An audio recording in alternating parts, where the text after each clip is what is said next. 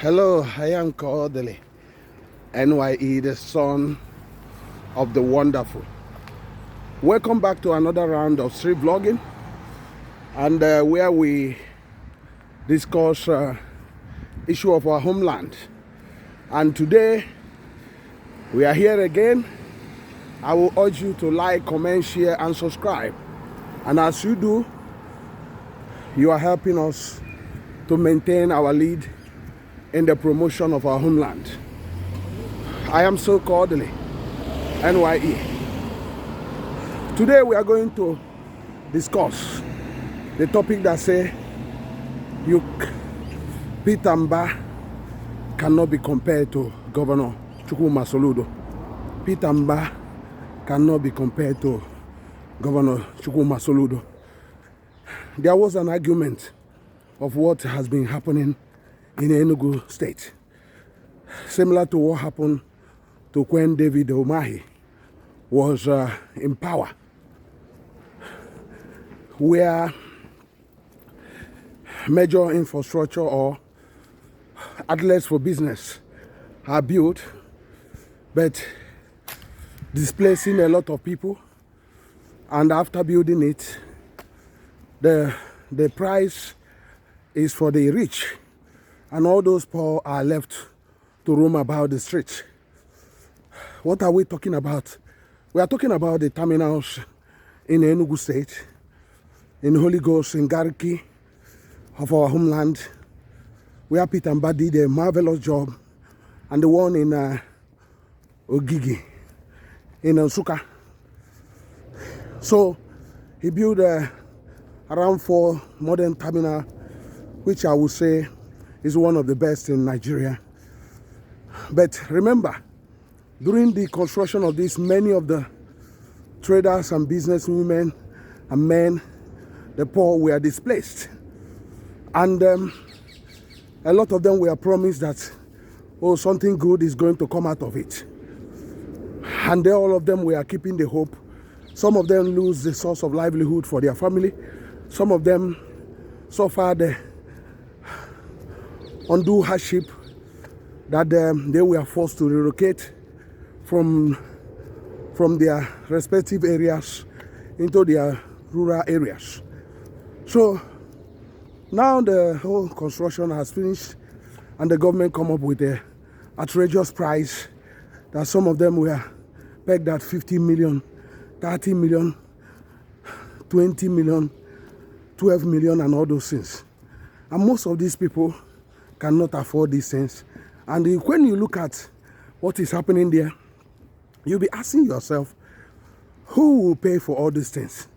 Is that the poor people that we are there selling, some of them selling bananas, some of them selling handkerchiefs, some of them selling jewelries and all those things?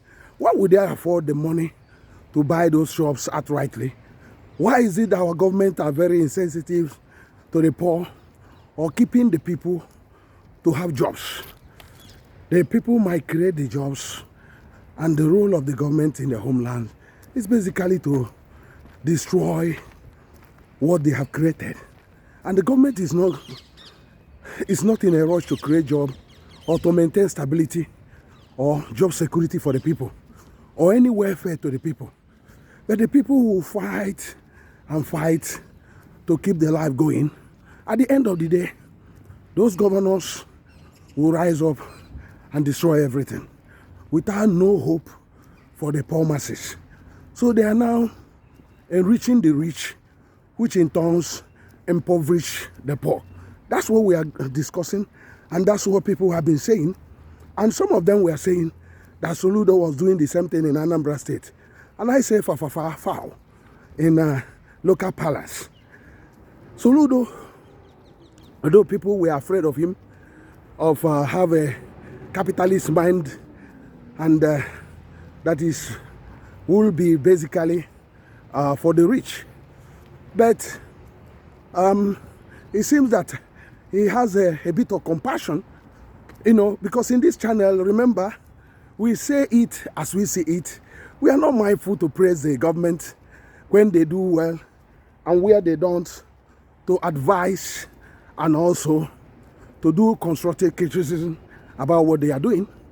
Soludo, let me give you instances why Soludo cannot be compared to Governor Peter Mbah in terms of retaining the existing job and also protecting the less privileged in the society. Remember, the aim of government is to make sure that the poor are not completely overrun, and that the poor will completely maintain their level of life, and their life must be improved.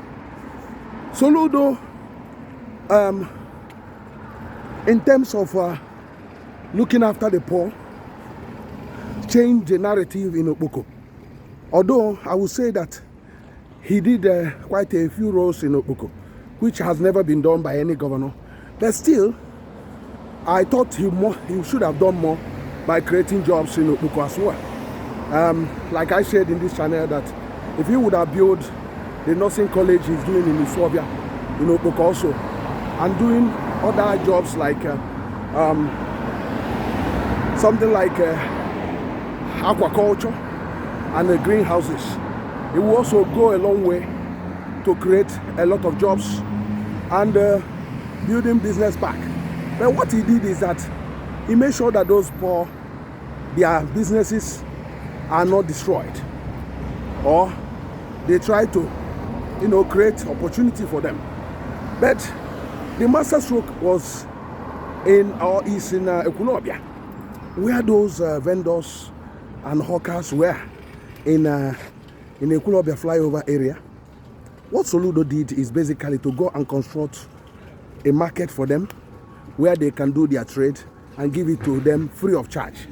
And it's also in Ochanja.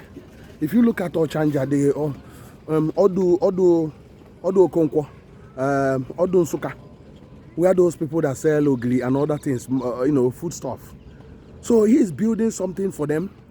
But that's why Soludo cannot be compared to Peter Mbah. Peter Mbah is a pure capitalist. And in spite that he is doing very well in maintaining speed in his execution of vital projects, better than Soludo. But in terms of trying to protect the poor and keeping the existing jobs, that's where he fell completely. Soludo is far ahead of him with human face and human compassion, which cannot be compared to Peter Mbah or David Umahi. Remember, Umahi performed very well in Ebonyi State. But what Umahi did not do is to have a human face, protecting the poor, protecting the existing business, which are owned by the poor. But in terms of Soludo seems to contradict the illusions or the idea or opinion people have of him of being a pure capitalist that only mindful of the rich.